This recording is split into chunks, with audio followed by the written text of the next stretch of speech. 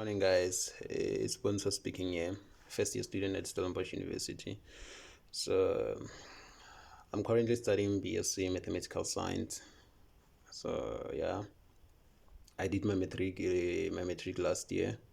So, yeah, guys, I'll be helping you guys with mathematics. So, yeah, you can subscribe. Don't forget to subscribe on my YouTube channel, and you can also tell your friend about this YouTube channel if you like it. So yeah, so and guys, if you have any question regarding the problems that I'll be discussing here, you can comment below the video, and yeah, then I'll try to get back to you as soon as possible. But yeah, so yeah, so I'll start with the question one of the 2020 mathematics paper 1.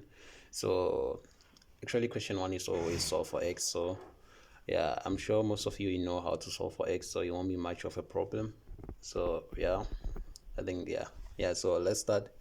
So the first something that you like, the first thing that you shouldn't do when you try to solve for x on question like this one, you shouldn't do something like x squared equals to 6x. Actually, this is wrong. So because if you can look at at this equation, you can see by inspection that you have to have two possible x values. So in order for you to have two possible x values, you will have to factorize the equation and not do something like this. So when you factorize if you don't know how to factorize, but I'm sure most of you know how to factorize. So if you don't know how to factorize, the first thing in factorizing this one, you'll have to check for a common factor. And if you can look at these two terms, the common factor is x. Then you're gonna write x, then open and close bracket. Then what you're gonna do, you're gonna say x squared divided by x, then it's equals to x. Then negative 6x divided by x, you're gonna get 6, then equals to 0. Therefore your x is equals to 0, or x minus 6 is equals to 0. Therefore x is equals to 6. Then you can see that you were able to find the two values of x. So your answer has to be something like this. You're not supposed to equate x squared to 6x. No, that one it's wrong, because you're only going to get one x value and you're supposed to get two x values. So yeah. Okay, so let's move to 1.1.2. Okay, yeah, now let's do 1.1.2. 1.1.2, yeah. Sorry. So if you can see 1.1.2, it says x squared plus 2x plus 8 is equals to 0, correct to 2 decimal places. So immediately when they say something like correct to 2 decimal places, and your equation and that equation that you have to solve, it's a quadratic, then you have to use a quadratic formula. You don't have to factorize. You can factorize it, but sometimes it's difficult to factorize it, because it will have decimals, because they even told you that convert it to 2 decimal places. So if it's a quadratic, if you have to solve a quadratic equation where your values of x have to be two decimal places, then you just have to use the quadratic formula right away, so you don't need to stress yourself. And yeah, so, and I'm sure most of you know the quadratic formula and you know how to use it. So since here we are solving for a variable x, then we means we're gonna say x is equals to minus b plus or minus the square root of the square root of b squared minus 4ac all divided by 2a. So okay, our b is the coefficient of x, and the coefficient of x is 10. plus or minus the square root of, like I said, b is the coefficient of x, which is 10. Then you're gonna say 10 squared minus a is the coefficient of x squared, and because a means therefore the coefficient of x squared is 1. Then c is the constant, which is equals to 8 divided by 2 into 1 equals to. Then if you don't have a calculator, so you can solve this without using a calculator. You just have to say negative 10 plus or minus, then 10 squared, it's 100. Say 100 minus 4 times 8, which is 4 times 8, which is equals to 32 divided by 2a. Then it equals to negative 10 plus or minus 100 minus 32, which is going to be equals to the square root of 68 divided by 2a. Therefore, x is equals to minus 10 plus the square root of 68 divided by 2a, and 2a is the same as 2 into 1. So you can just use 2a all the way, then change it at the end, so it's not a problem. It won't be a problem. So yeah, or x is equals to negative 10 minus the square root of 68 divided by 2 into 1. Then you can press that on your calculator. You'll get the answers in decimal points. Then you can convert them to 2 decimal places. So yeah. So if you are using a Casio calculator and you wanna see the decimal, and if you don't know how to check for the decimals on a Casio calculator, you can just press this part. After doing your calculation, you can just press, I don't know if you can see it, you can just press this SD. You can just press the SD above the delete, then it will give your answers in decimal places. Then you can convert that answer in decimal place to 2 decimal places, or to any expected or required decimal places. So yeah. Okay, now we're moving on to 1.1.3.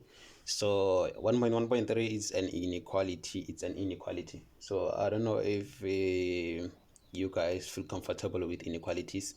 So because last year most of the students in my class, they didn't really get this thing of inequalities quite well.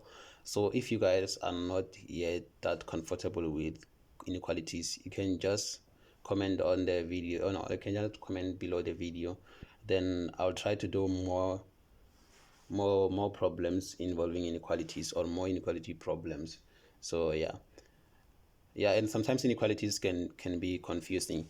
So if you get something like this, yeah, so in your exam or your test, and they say you solve for x, so what do you have to do first? And like, if you can see, like as you can see on the board, this value is already, like, actually this thing is a quadratic expression, but it's already been factorized, so you don't need to factorize it. So you can just find the critical values. You can just say CV, meaning critical values.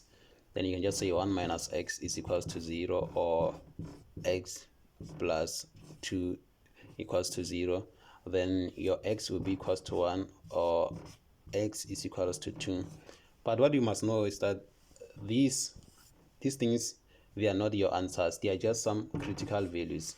So actually these critical values, they are the values that you're going to use to get your actual values of x, which are true for this this equation, for this inequality equation. I don't know, what do they call them? Yeah, I think, yeah, they call them, yeah, they call them, yeah, or you can just call them inequalities. So it's just that I haven't done them in a long time, so you can just call them the inequalities or whatever. Yeah. So yeah, then these are not your answers which are true for this equation, or which satisfy, they like, they are not they're not the values which satisfy this equation. They are just some critical values which will help you to be able to get or find the values that satisfy this equation or are true for this equation. So after getting these critical values, you can see it's 1 and 1 and -2. Then you're just gonna draw your number line and draw a parabola. Like I said, this represent a quadratic expression. It's just it has been factorized already. So yeah, then you're gonna write your -2 on the left hand side and your positive value on the right hand side, which is 1. Then if you can look at it, if you can look at this equation, it says you must find, actually what it says, you must try to find the x values for which this expression will be less than 0.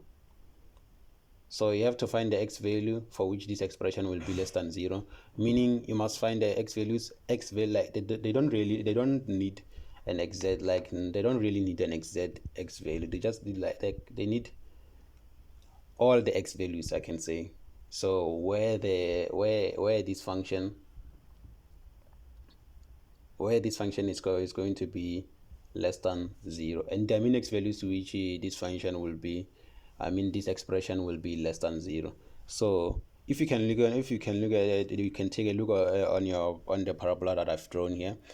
You see, we know on a parabola like this, where the function is negative, or where the particular equation is negative, it's going to be below the x-axis. So you can see that this graph is below the x-axis between -2 and 1. Therefore, it means your values of x for which this expression is less than 0, or for which this expression is less than 0, it's going to be, those x values gonna be between -2 and 1. Then when you're going to write your answer, you're gonna do something like x is greater than -2, but x is less than 1. Or you can use they call it a set interval, or yeah, then you can just do something like -2 and 1, then then you can say x is an element of -2 and 1, but you use this you don't use the square brackets, because these values are not included, because at -2 this function is going to be equals to 0, and we want the values where this function or this expression, you can call it a function, then where this function or an expression is going to be less than 0. And if you can see here on 2, it's at the x-axis, therefore it means it's equals to 0, and we don't want that value. We want the values where it is less than 0. Therefore you don't use the square brackets.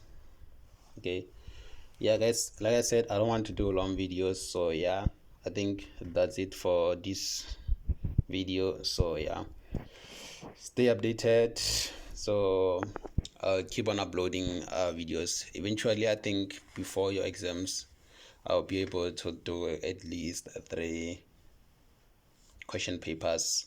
Yeah, so keep on practicing. Math is not difficult, and actually math is fun and interesting. So yeah, keep on practicing and enjoy math. So yeah, and guys, enjoy the rest of your day. Bye.